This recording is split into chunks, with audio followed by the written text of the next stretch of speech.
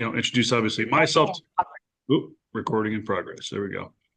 Introduce myself to you, and as you go through this training, if there's any questions that pop up with what I do and how we kind of handle the mortgage side of things, and I'm here to help out and answer any kind of questions for you.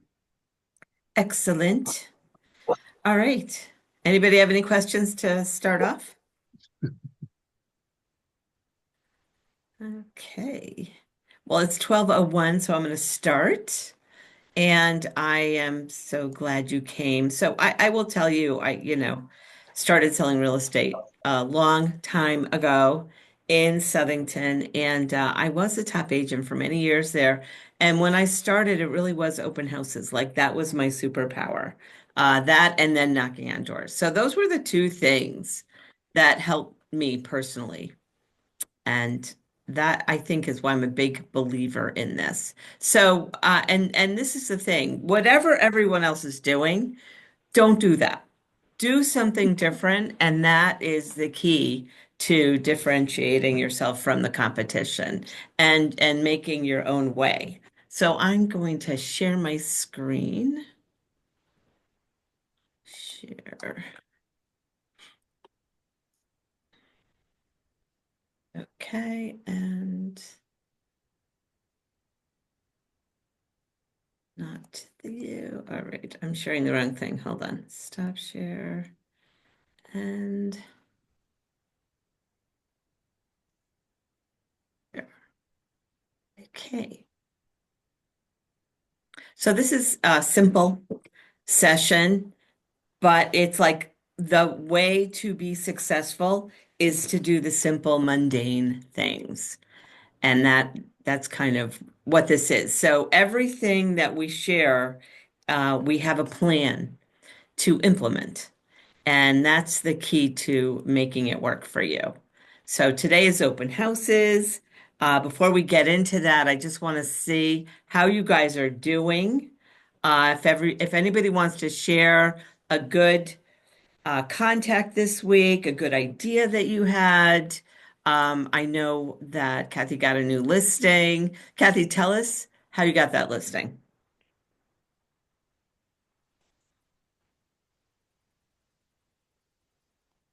I'm going to.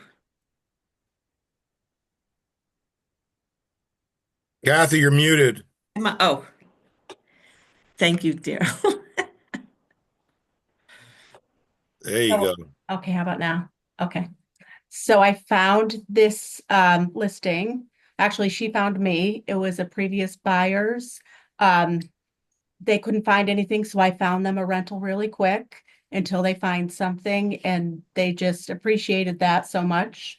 They sent my information to their mom, and at first she said she wanted to, and then she was going back and forth, and then I started this program and I started calling her again, and then she decided. And I probably wouldn't have called her back, you know, right away, but I did, and it came to fruition. Excellent. Thanks. So making the calls Making the calls for sure. and the people that are in your phone, that's the thing. These are the people that we want to call. Daryl, how's it going? How was your week? Our week was good. I started hitting up my old customers, people that I've done work with in the past, and about to hopefully write up a contract for one of them on a multifamily. And that was just good timing because he was just starting to reach out to me, but out of sight, out of mind sometimes, or a lot of times. And then on another one, during the training, we went to at the breakfast at the AquaTurf. I don't know who was talking about it. Whatever. They said pick the properties that you like and try to sell them to your buyers. And I did that with one. It's a commercial, so not many people can see through past commercial used as residential, but I'm one of those guys, so I'm writing a contract for that one as well. I You're love it. muted. And what I love about that is like Kathy, it's her sphere. You, it's your sphere and your imagination and your background. So everyone has their own way. I know Jay is like that too. Um, and we are going, that's good. That's great. So keep doing the contacts. I know it's not easy, but you have to push yourself to do 5 a day. That's the minimum. Okay. So there's no reason why you can't. I know everyone has a reason. And believe me, I understand how that is because I do recruiting too. And I have to answer to somebody. And I always have a reason if things aren't happening. I'm just getting hit with interruptions, blah, blah, blah. You know what? You just turn everything off, 1 hour, sit down, just reach out to people. Text, call. It counts as a contact if it goes both ways. So if you're texting is great. Social media is great. With the new laws that are coming to pass today, social media is probably better than it's ever been. It might be something we all should really get used to doing. So I would just say that. The other thing, your goal is one appointment a week. So focus on that, even to just talk about the possibilities. If you're having a conversation and you want to turn it into an appointment, it's just I learned this from open houses because of my manager at the time. And they would track everything. And they say what gets measured gets done. And I know one of my friends came up to me one day. She goes, you have a higher turnover rate than anyone else. But why was that? Because I felt like somebody was watching me. So I would always try to find a way to make an appointment and turn any conversation into a meeting. It's the only way you can tell if they're serious. So once you have that mindset, then you start finding ways to meet with them. Hey, why don't we grab a coffee at Starbucks? I'd love to, there's a few properties that you might not have seen. I'll bring my computer with me and I'll just show you some ideas. You might be thinking you want this, but maybe we can do a reno loan and get you what you really want. So that's one of the things, if people can't find what they want, then they need a path to what they want that no one else is using. And that might be old listings that have been on the market for a while. If you have somebody that's in a crazy situation with financing or things like that, you have to think of a way to try to get them what they want. And turning a conversation into a meeting will really help you. So track your appointments, track your contacts, 2 social media posts a week, and update your spreadsheets. We talked about time management and time blocking, and just keep that in mind because you'll be glad, when you start tracking things, you, this is your business. This is your business plan, and you're your own boss. So you start seeing, okay, um, I I actually made my 5 calls today. I posted Hi something on social everyone. media. Hey, Lindy, thanks for coming. And now I feel I accomplished something. In real estate, it's hard at the end of the day to feel like you accomplished something all the time. So I just want to check. You guys can see my screen? It says we can review. Okay, good.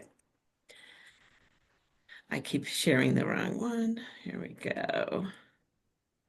All right, so today's session is really like a business plan. And now it won't move. Okay, here we go.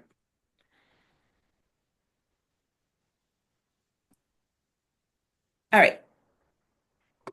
So what do we do when it comes to open houses? We pick a house, find a house to hold open, which I'm going to show you. Then we create a buzz. What is exciting about this house? There's always something. Even something that's horrible, there's something to be excited about. Invite the masses. Ask them to sign in. So there's a technique to that. I think I've talked about it before. So ask them to sign in. There's no, could you please? It's the seller has requested that I have everyone sign in. That's it. And then they might sign in Mickey Mouse. So it's better to have a nice sign in piece of paper for each person so the person before them can't see what they did. So I'll share that. I actually included that in the handout that I sent you. Then we're going to talk about this. Ask great questions. So what does everybody else ask when they go into an open house? Don't ask that question. Whatever everybody else asks, and you should go to open houses and see what people say to you. And most of the time, what do you think it is? Any ideas? Kathy, I know you know. Do you have a realtor? Yes. Okay. Do you have a realtor? Oh, yes. That's what I say when I go and I'm searching for a car. Oh, yeah, I'm working with somebody. Okay. Why do we say that? Because we don't want someone to stalk us, right? They don't know us yet. It's too early. So don't, that's not the first question you ask. Are you represented? I have my document here in a court of law. You'll have to swear whether I asked you this question or not. Okay. Just stay away from those questions. Agency is important, but what's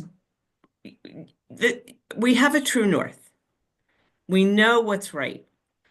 The whole purpose of agency is we don't ask personal information that we can use against them when we're trying to find them a house. Now, who would do that? None of us, but the Department of Consumer Protection thinks we would. So it's better to get to know them first. And sometimes it's by giving them compelling information when they walk in the door. You know what I love about this house? What brought you here today? Is this close to where you live now? Is this close to where you work? And then compelling information. So I can't see the let me just see what the last thing says on this. Hang on. Compelling information and compelling handouts. So we have a lot of amazing things we can share with people. And now we have something to give them that has your name on every page. So marketing will help you, closing costs, things like that. All right. So let's start with the first one. Find a house. When you log into to the MLS and you click on market activity, you can also click on office activity, and company activity. So you can see who has open houses. And a lot of times people that have open houses, our agents, they don't always want to do open houses. All right, where did you go?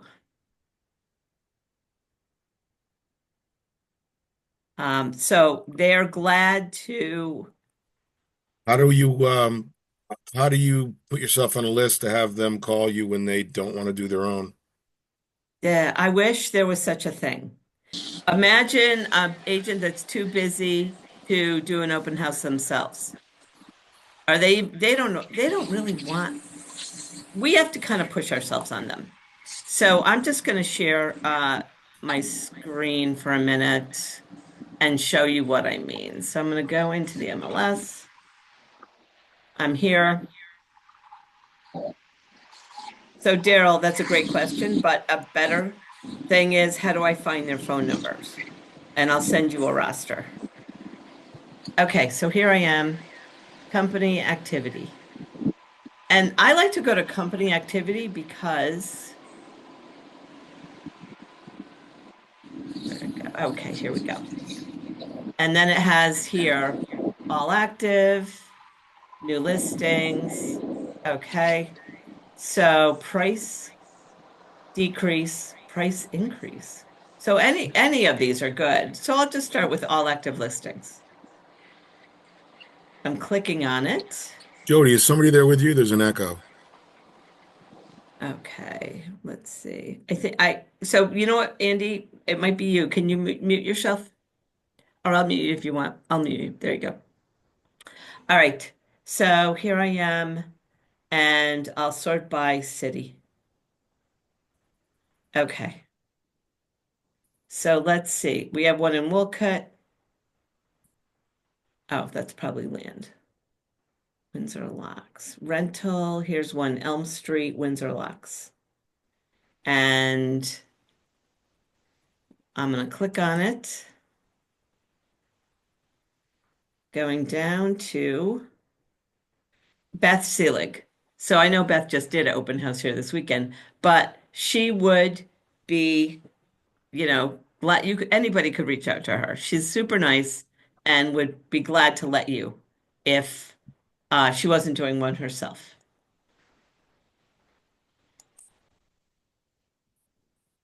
Let me see another one. So here's one that's been at Pigeon Hill in Windsor. So this has been around since uh, November.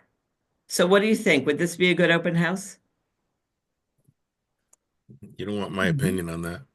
Yeah, no, I want your opinion. I think something that's been sitting since November, unless it's a major price adjustment, the open house would be rather disappointing. Okay. So, Well, Jody, yes. the only difference that is a lot of people don't do open houses during the winter, although it's not snowed. So, because we never know what the weather's gonna be, so it might be an opportunity for someone to take that on. Um, that's all. Yeah. So this is it's 485. It's not a bad price.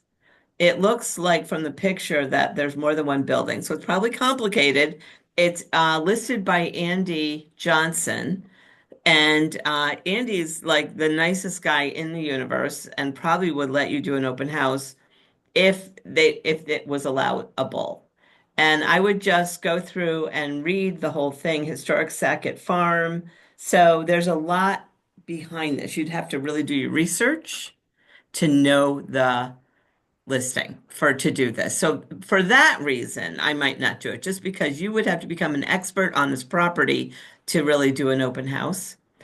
But there's a lot of opportunity here because it is a unique property. It looks, 2.6 acres, charming 3 bedroom, 1.5 bath property, 3-car garage.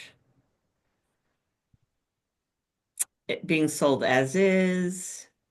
So maybe, I don't know. That's probably wouldn't want to do that one, but I might just to get my name out there. Sometimes those are the ones that it's a random thing and you sell them. People coming here probably are coming here on purpose. Putting out a lot of open house signs will bring people to you as well. But with a house like that, probably you're going to get people that are interested. It's that time of year.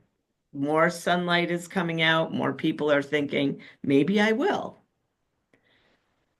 So let's see. Here is one in Weathersfield on the Silestine. It's a colonial. It's a single family. It's been listed since October. Okay. What do I like about this?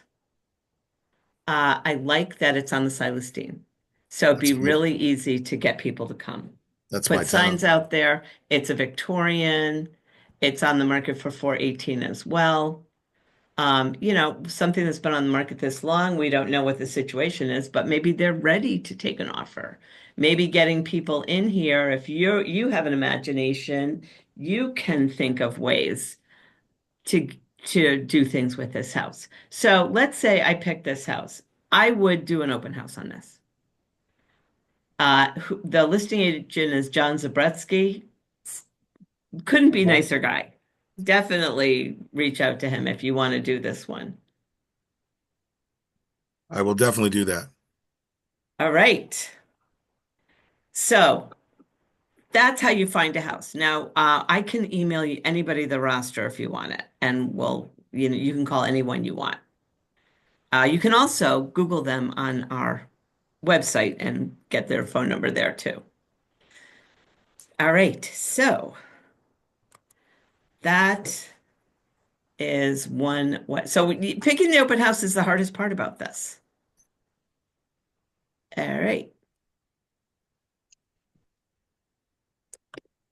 Okay, now we want to have a plan. So, this is a business plan. You're going to get people. If you don't have open house signs yet, we can borrow them from whatever office you work out of. yeah, I know Weathersfield has a few, but you have to return them.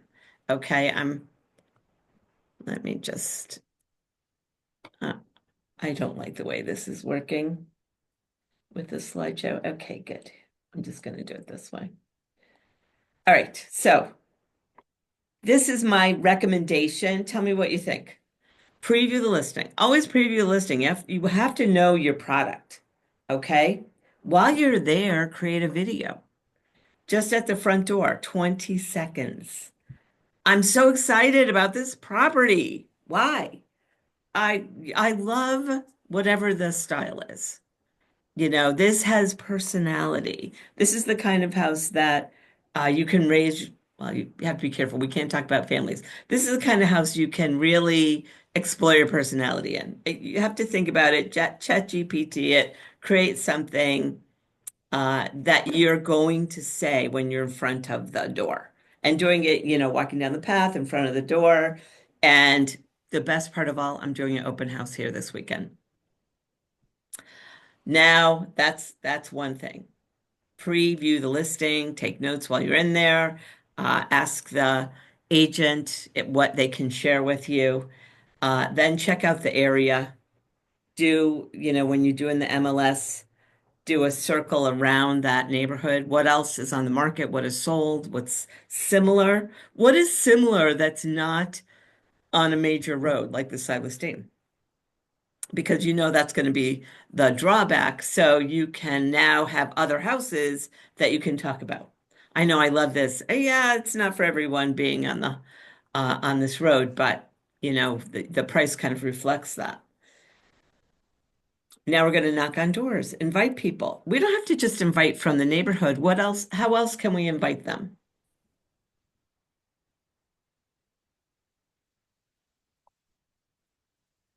How about a condo complex?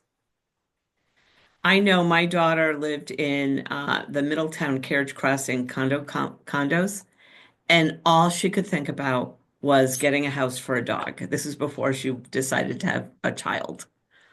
So it was like that was in her mind, and I'll bet that's in every single person's mind that lives at that complex. Oh, not every, but a lot of them. So that's, I like to call those move up neighborhoods. And if she didn't have me for a mother, she would have bought the first house she saw because all she cared about was to have dogs in the house. So that's your target market. Where is your buyer going to come from? And how can I reach them? So a condo complex, either in that town or a surrounding town, is like the perfect thing. And I can get you the phone numbers and you can send out a postcard. You can call them, you can knock on doors, depending on the rules of the condo complex. So that's part of the business plan. What am I going to do to get people there and invite everybody you know? So when you invite everybody you know, you might think, well, why am I inviting them? They aren't looking for a house. They aren't, but they might have someone that's a friend that is, a relative that is.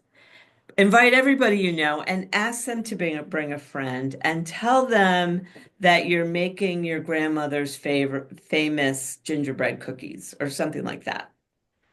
I always like to do things like that, but I always keep in mind the person's house and that if anybody spills anything, it's my responsibility.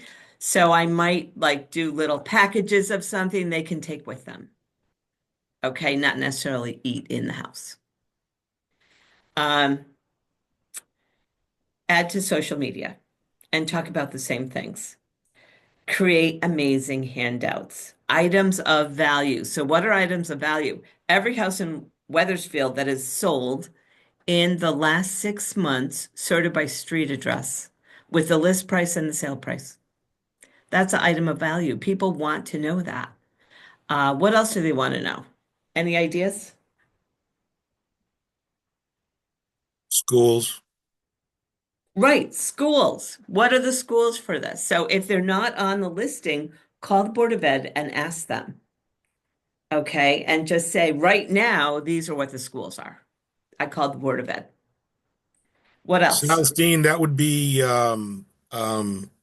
Hamner School on Knott Street for elementary, Celestine Middle School for middle school, Weathersfield High School for high school.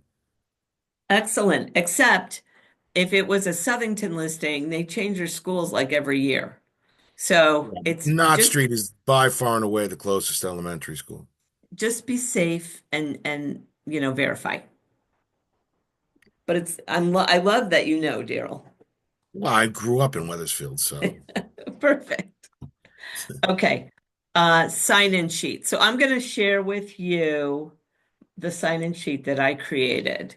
So this is called an open house information form. And I added it, I did it in a Word document so you can create this, send it to marketing, put your picture on it, do whatever you want. But it's one person at a time. And you're going to tell them that the seller has requested that we have everyone sign in. And this way they can't see what the person before them wrote. Because when you have the sign-in sheets that are like a graph, they if train each Mickey other to Mouse, not give info. yeah, they will, oh, I don't think Mickey Mouse is here, so I'm Donald Duck. You know what I mean? Oh, their phone number is 860-325-7777. Mine's 7778, you know? So when we force people to do things, now a better thing is clipboard, open a few clipboards actually with these on there. So you can have them sign in. Because if you end up with 60 people, you can't possibly sign them in one at a time. But I would say, I'll sign you in. Uh, how do I spell your name? Now I can get their real information. Can I get your email? I like to give people a newsletter just about the open houses I'm doing. I promise I won't spam you. Do what you can to try to get their email and then do what you said you were going to do and don't spam them. When you make an open house part of your business plan, I will just tell you this. Instead of talking about myself, there's an agent in West Hartford. He does, I think he said 4 open houses every weekend. And he, in his first year, did, I believe it was 30 deals, all from open houses. So you're not just showing up and getting people to sign in. You're coming prepared, you've done your homework, you've invited people, and you're excited about this house. And your excitement makes people want to work with you. And because you like the market. So if they don't like this house, oh, have you seen the house over in Windsor? Have you seen the house in West Hartford? Like, see what else is out there to get an idea of what they're going for. All right. So that's what I like about this. This is an informational form. Okay. Request open house packages from marketing. They do it for you. They put your information all over the place. It doesn't matter who you do the open house for. They will do it for you, but you have to give them a little bit of notice. You can't call them at 4 o'clock on Friday. They leave at 5. So if you find an open house to do, try to find it on Monday and submit everything right away and tell them you'll pick where you want to pick up the printed packages. They staple it all together. All right, so my recommendation is 4 open house signs. Get whatever you can get. Facts that you can share, market statistics, closing costs, closed properties. People don't know what to offer now. If you go the last 6 months in Weathersfield, every single family sorted by street, list price, sale price, that helps them see, okay, this is what things are going for. Now create a list of questions you can ask them that will attract people to you. Okay, so let's list them now. So I'm going to ask you right now, what are some questions we can ask that will attract people to you? Daryl, I'll start with you. Repeat that question. I'm sorry, I was searching for something. Okay. Questions we're going to ask somebody when they come in the door. So this is a key. You watching them pull up. You are watching them walk to the front door. You get a sense of how they feel about the house. You can kind of tell. I don't really like it, but let's go in. They're like arguing. I don't want to go in. Let's go, you know? So you want to be aware.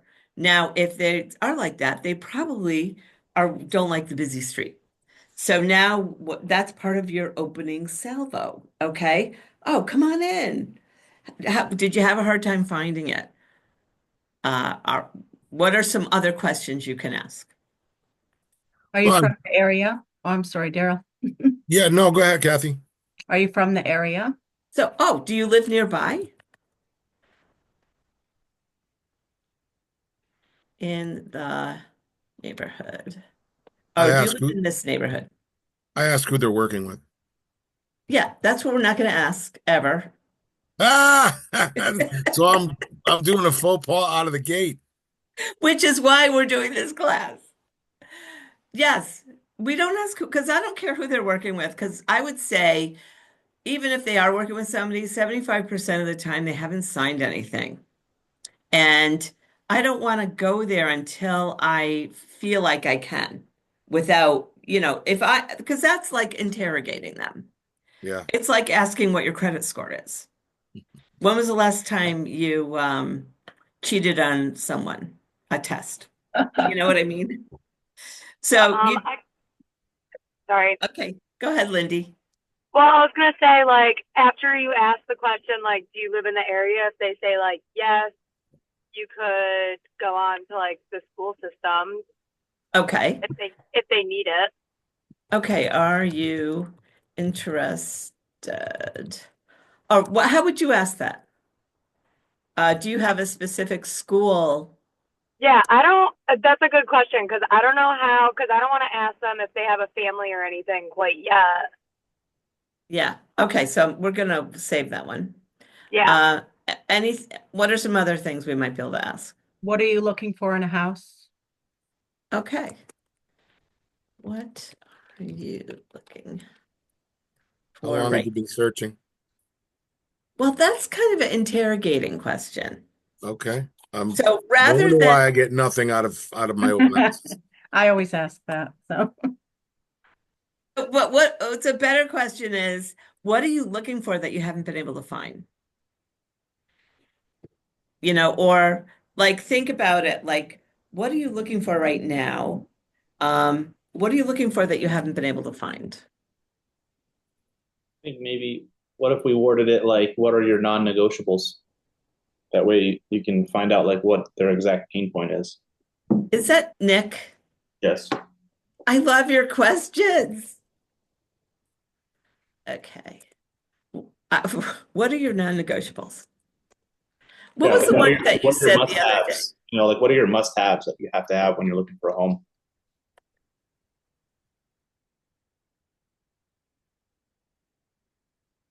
One thing I love that Nick said to me the other day, he said, people right now,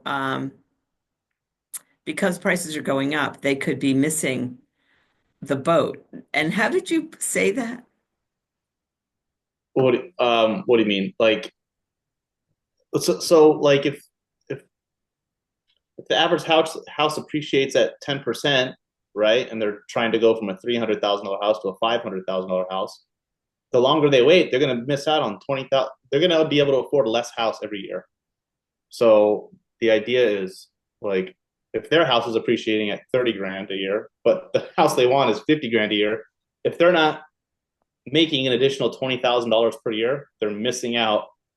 They're losing house every year. So the idea is get them in fast, like convince them that you're going to miss this boat if especially if rates come down, then you're really going to miss the boat. So Yeah, you said it in a way though. It sounded like the stock market, but it was perfect for houses. yeah, is this your Um, forever home? what? Is this your forever home? Well, You know, that's good. yeah, like I had like somebody one of say your that door to me at knocks an and stuff. open house. I Yeah. actually had somebody say, well, not to me, to their they were getting married. Could you see They this had as your just forever come, home? Yeah. yeah, they had just come from the church with the priest. They were on their way. It was snowing out. They were on their way to meet their agent. Their agent said, "Oh, I can't make it." They hadn't signed anything yet, um, because of the snow. It was barely snowing. And they came into my husband's open house and they looked around and I heard her say to him, "This is like our forever home." And I got goosebumps and I'm thinking, oh my God. And they bought the house.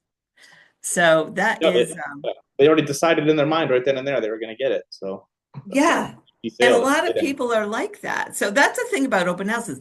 And believe me, this house, it was in Durham. We had done a ton of open houses and it was like the highest priced house in the town. And so, it was tough because Durham taxes are so high. But these people did not care. So, is this your forever home? I wouldn't say, are you looking for your forever home? Because that's pressure. The thing is, most of the time we have husbands and wives, okay? Or some kind of two people buying. And one could want it more than the other, and one could feel a pressure more than the other. So you want to just be a little aware of what your questions might do to their relationship. You know what I mean? So, but I do love that. I think at some point you would, be able to wind that in. Um, okay, what are your non-negotiables? Do you work near, is this close to where you work? I was also going to say, if you need a way around that, you could also ask if they're familiar with the area. That way you're not like interrogating Oh, I school love work. that. Are you? Because people like to show off, like, oh yeah, I go to the coffee shop down the street all the time.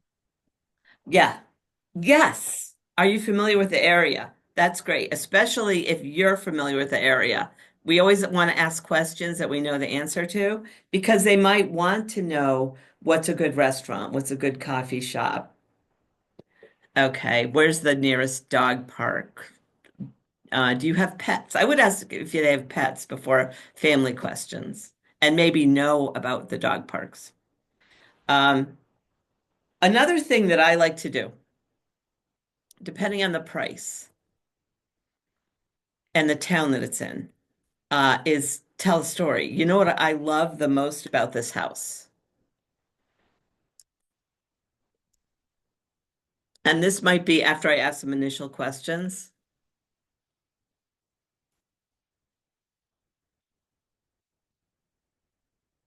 And I would say the monthly payment. And that's where I would talk to Paul.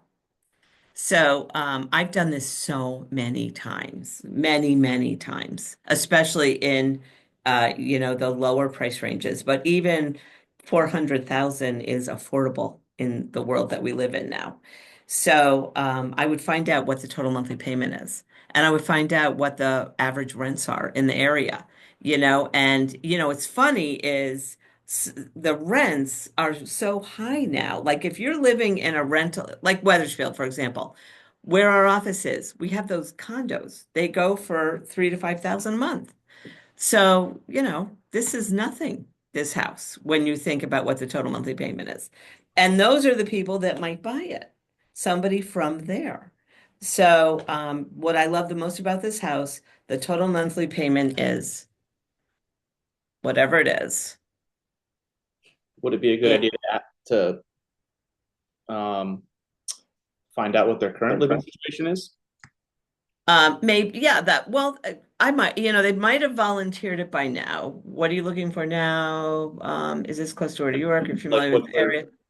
Like what's their Um, current situation? How like I guess yeah, I guess you want to break the ice with some of those, one, and two, three questions, but then later yeah, on you can kind of be like, you know, what's your timeline? Like, are you looking to get an ASAP or like, like stuff like that? I don't know. yes. Yeah, that's good. And you'll see by how they're talking to you, how willing they are to go there yet, because they don't know you yet. Um, but when you tell a story, you draw them in with a story. So, you know what I really love about the home, the total monthly payment is, and the average income, for the whole family would have to be with, 5% down, probably 125,000 a year. And so that would be like 63,000 each person. And, you're going to find the average income is higher than that. So even though it may feel like oh, what are you kidding me? That's high. You don't know who you're talking to. They might be paying 4,000 a month, 3,000 a month. So the average income needed would be about this.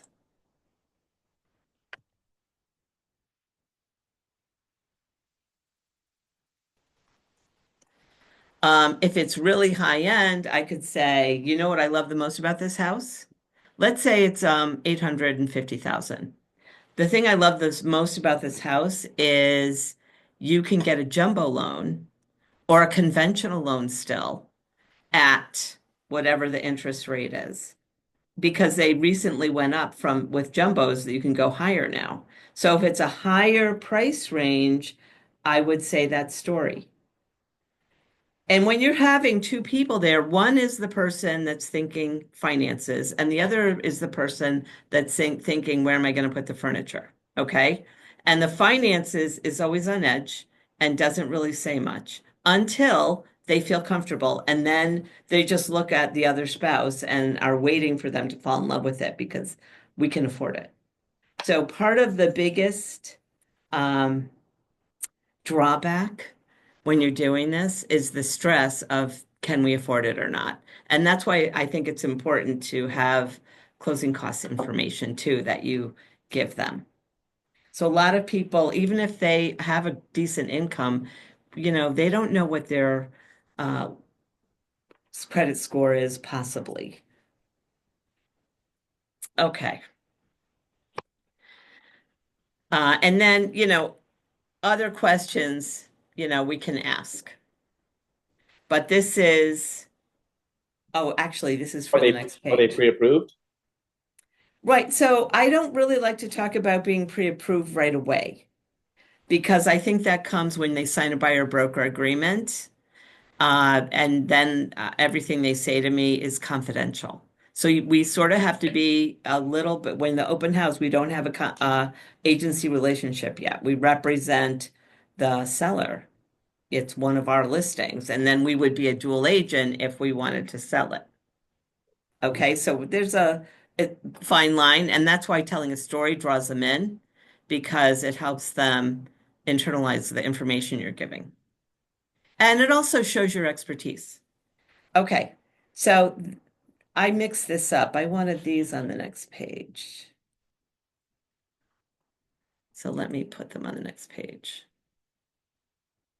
These are the compelling questions that are attractive. Okay. And then this is how do you get them to sign the open house sheet? So, we're in sales, and part of sales is asking for the order. So, what would be the first thing I would say? Okay, so I have created a sign-in sheet area. I have 2 clipboards with sign-in sheets, and I have multiple pens. In that little area, I have prepackaged candy or cookies that they can take with them, and water bottles. I don't bring any other kind of liquid because I don't want anything spilled that could actually leave a stain somewhere. So I've created the open house area as, on the kitchen counter somewhere where everything is there. And now they can come in, can you please do me a favor? The seller has asked me to make sure everybody signs in. And we have a lot of marketing at stake here. Can you just share with me how you found this? And 99% of the time they found it from the sign. Okay. So that's one thing. What's something else I could say?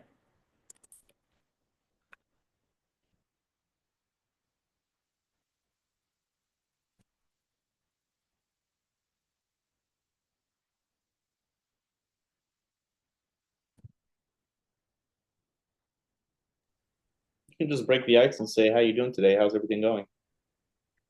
Yes, so definitely when they first come in, I would say that. Absolutely. Now we're having a conversation at the front door. I watch them come in. Come on in. Thank you for coming. Share with me how did you hear about the open house? Do you live in the area? Oh, do you work in the area? You look familiar. Where do you work? I love to say that too. Like just because everybody looks familiar and then they start thinking, do you look familiar? And now did you grow up in this area? Whatever. Where did you go to school? And now you're, connecting. Everybody has their own way of doing that kind of thing. Um, but I would definitely say make sure everyone signs in. The seller has requested. Okay.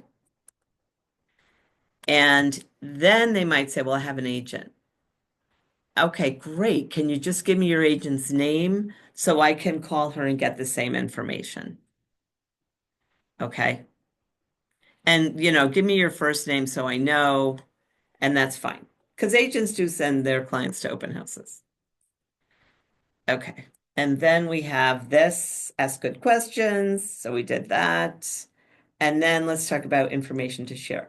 And before I go on, any questions, any other ideas? Can you see yourself doing this?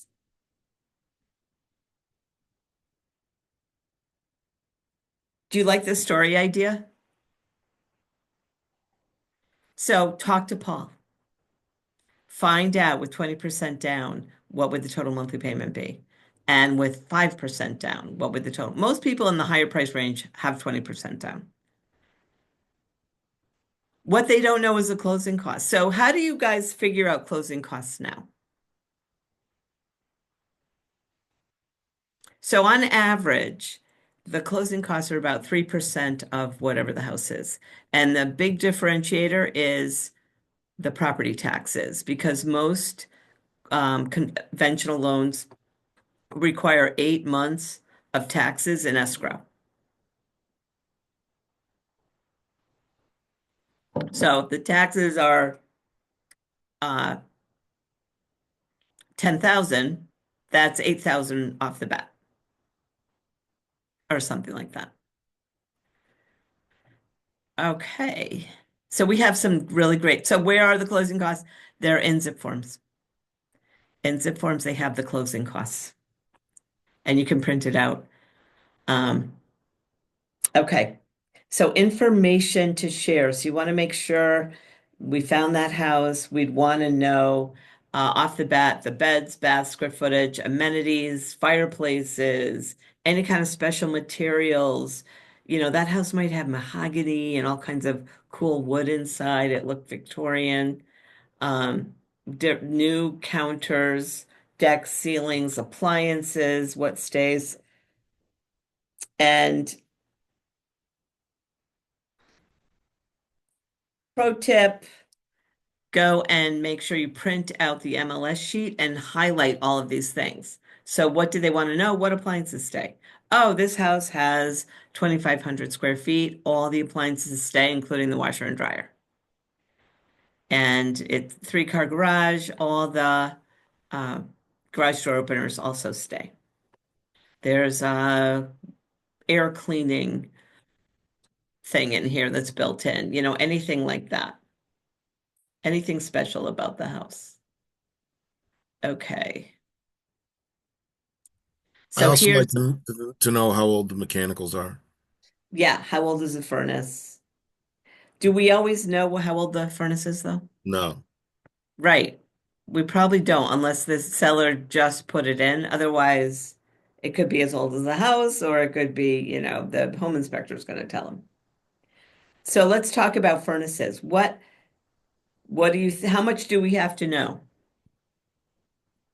Well, you're going to get questions of all sorts. What kind of, is it gas? Is it oil? Yeah, gas and oil, we need to know. I don't see a hot water heater. How's it do the water? Well, if it's an oil, it's on the coil. It's on a coil for that particular boiler. That's called domestic. Yeah. Domestic. So that's you have to know is hot water, is it gas, oil, or electric? The furnace, what type of furnace is it? If we can, how old is it? If the seller has information on any of the heating costs, that's great. If they have solar, you're going to need to have that information. And that is required. They have to get approved by the solar company if it's a lease.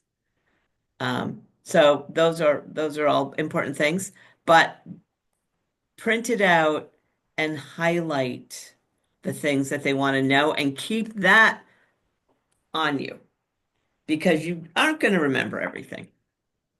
And you're not expected to have it memorized. So it's okay to say, well, it says here there's 2735 square feet above ground heated. And the basement also has this amount of square feet. And there are 2 fireplaces, those kind of things. What about the neighborhood? What can we share about the neighborhood? Shopping, Okay. Food, transportation. like grocery stores, park. What else? Walkable if there's trails.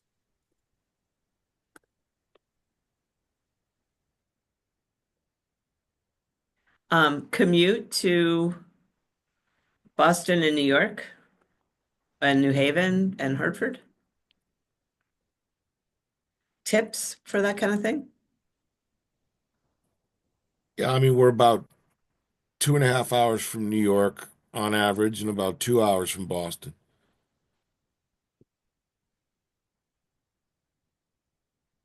What about so tell me something. You've lived in Weathersfield all your life, Daryl. What do you love about it?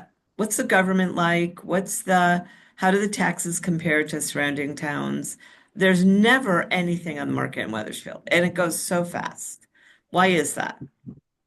Well, I mean, it's a great little town. The taxes, just like anything else in central Connecticut or the world or the United States, the taxes have gone up a bit. But I mean, Old Weathersfield's charming. It's definitely on the rise. There's a great walking down there. There's tons of events down there. They do all kinds of fun.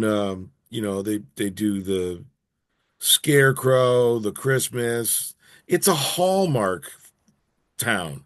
They've shot 4 Hallmark movies in Old Oh Weathersfield. my God, that is the talk track. That house looks like a Hallmark house, too. Yes. Yeah, it's a Hallmark. This is a Hallmark town. One of our agents had a closing in the Wallingford office, and I met them, and they looked like a Hallmark movie. And they moved to Wallingford and fell in love with it because it reminded them of a Hallmark movie. And they're from California, and they could live anywhere, and they loved the town. So we don't know who we're talking to. True. One of the biggest Wallingford selling points is their own power plant. Oh, yeah, definitely. So, yeah, that is the best thing ever. And that's what I would put on social media. Who wants to live in Weathersfield? It's an actual Hallmark movie town. Yep. Bring your dogs. Do they have apple orchards there? Um, well, I mean, there's Anderson Farm that's still operating. Um, I don't know whether they do apples or not. Glastonbury is where the apples are. Okay. All right. So that's the kind of thing, when you're doing this, and then to talk about that on social, and to when you do your video at the front door, talk about that. One thing you're going to see in this house, it's a Hallmark house, and it's very fitting because it's a Hallmark town. Hmm. Okay. Um, what else can we share about the neighborhood? So you can say what schools. You cannot steer these have better schools than other schools, anything like that. But you can say what schools and any kind of fun things they do, any uh, festivals or summer things or summer camps. Um, anything that the best restaurants. People love restaurants. They love chefs. Who's the best chef in the area? The commute.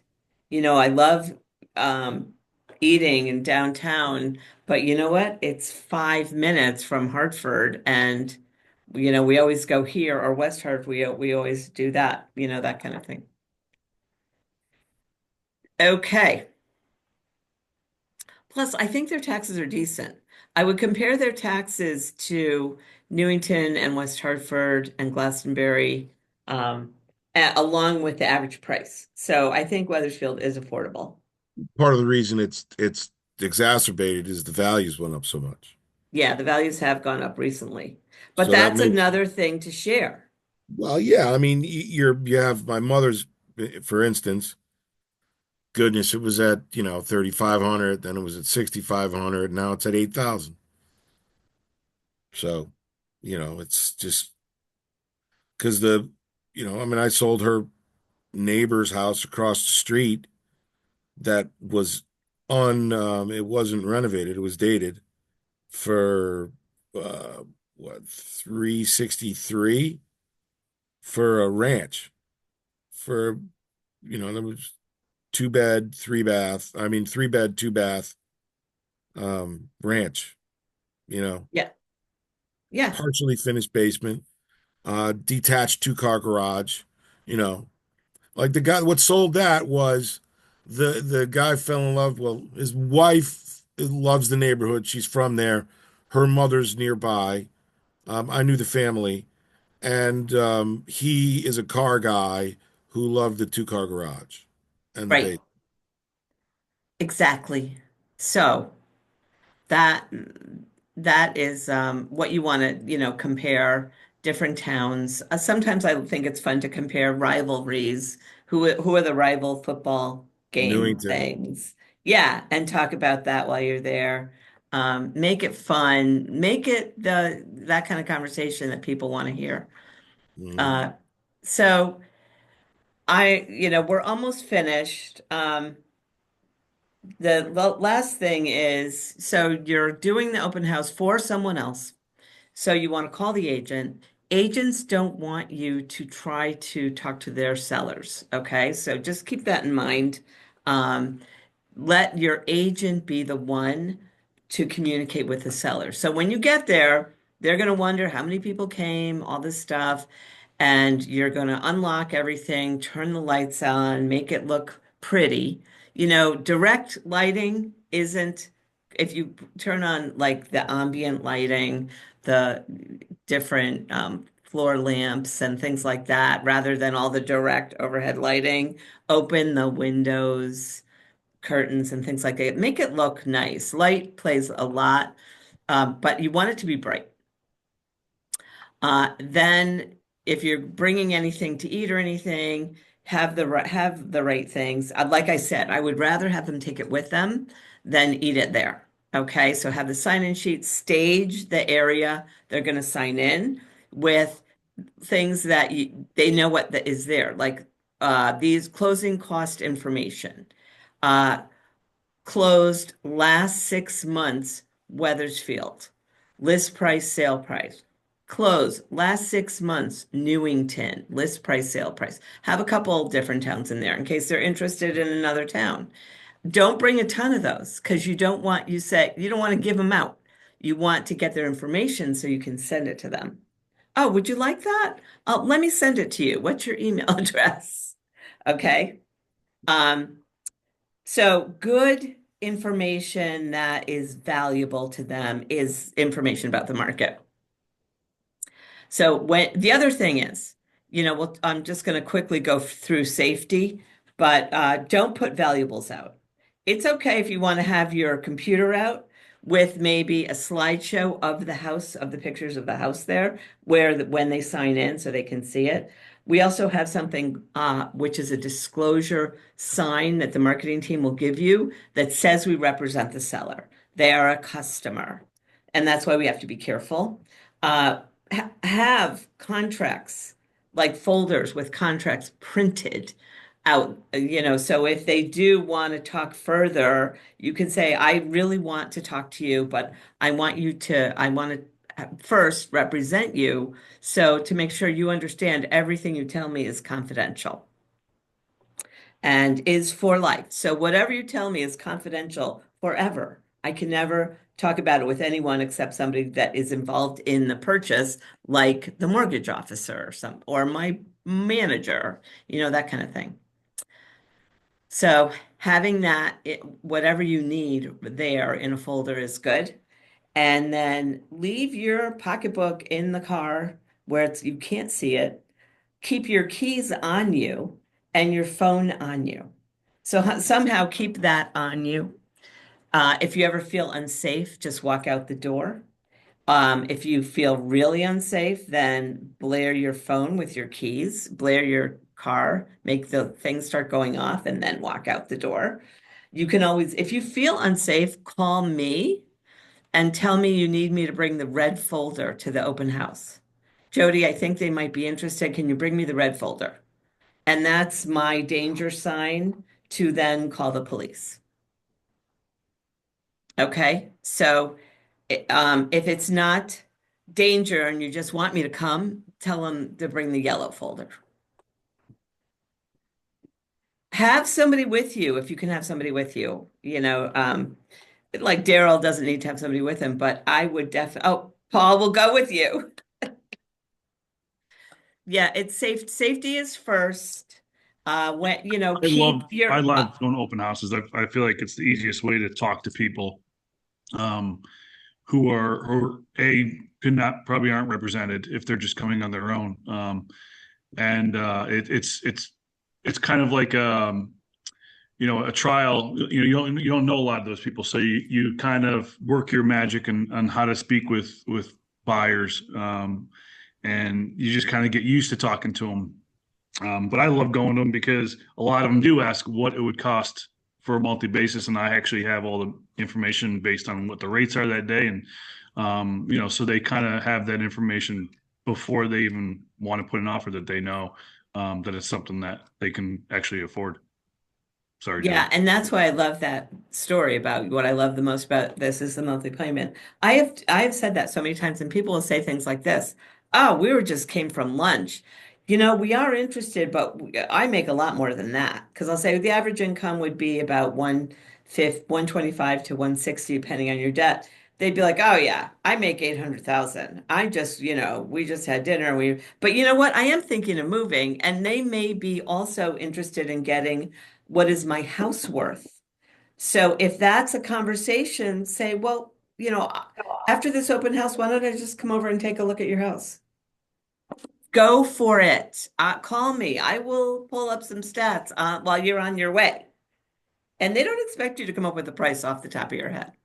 Okay, but we can at least tell you what's happening in the area so that and I'll email it to you so you have a sense. Plus, you can see it on your phone too. Okay, so make sure after the open house, you lock everything up, clean everything up, get everything that's yours out with you, and call the agent. I just left the open house. We had X amount of people, and I think it went really well. Okay, now in the handout that I have here, I kind of wrote a lot of this down, including questions to ask. So there are some good questions here. Um, Ideally, give yourself time to get ready for the open house so you can do things to get the word out.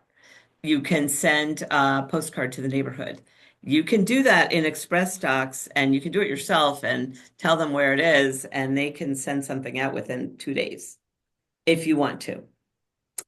A move-up neighborhood, I think, would be a better idea, though, like a condo complex, like Carriage Crossing, for example, if you're in that area. Because people, they don't really stay there that long, or the apartments over off the Silestine. Okay. A lot of times they are going to have questions about other houses there. They may not like that house. Have some other ones in the back of your mind and ask them if they want to go see it. You can set up a showing right on your phone.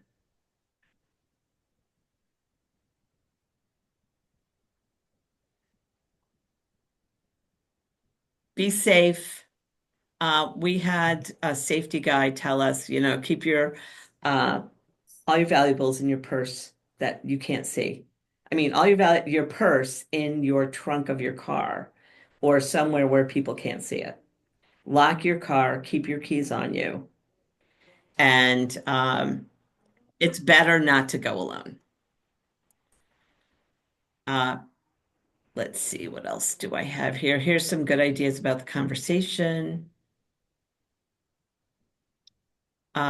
Statistics. So knowing the average days on the market too. List price, sale price ratio in the area. Like a lot of people might say to you, what will they take? What will they take? I honestly don't know what they'll take, but right now in this area, prices are going about 5% over asking. Here, I have it right here, so they can see it.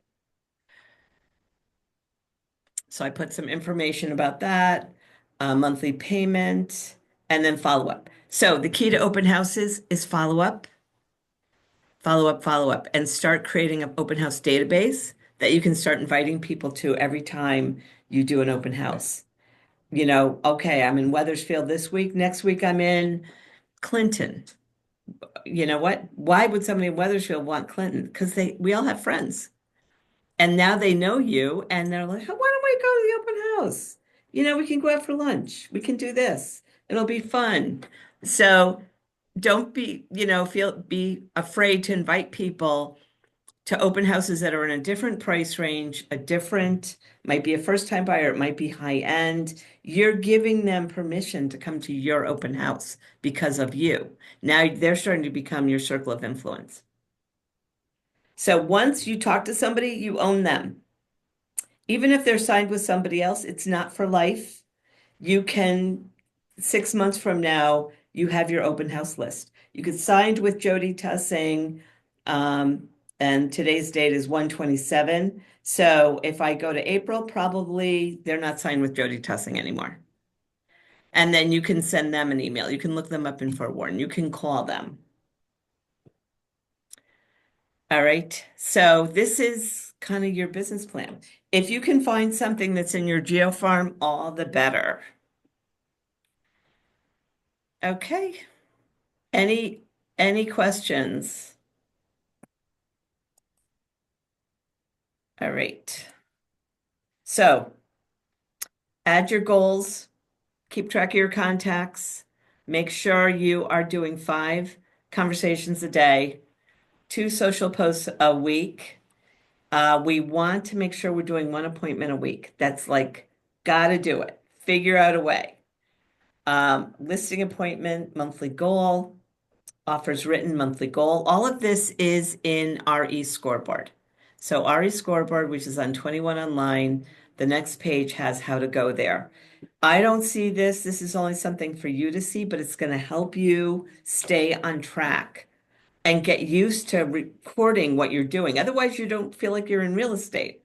Pending sales monthly goal, referrals. If they're, you know what? Oh, we're moving to California. We have a really good, robust marketing team that does relocation in California. Relocation team that is amazing. And I love recommending them because they're the top of the top people. How about I have somebody give you a call? Okay. Getting a referral no matter where in the world it is. And then 5 handwritten notes a week as you're talking to people. Okay, this is how you get on RE Scoreboard, 21 online. And next steps, pull the company listings, reach out to people, ask me if you need a phone number, ask me, do the video, call everyone you know and invite them, put it on social media. Keep recording your numbers, and these are the frequently asked questions that you guys have, and some really good videos to watch. Paul, anything else you want to share? We can't hear you for some reason. You're breaking up. It's okay. Andy Munoz, good to see you. Bye, everybody. See Thank you. you. Thanks for coming. We'll talk this week. Adios.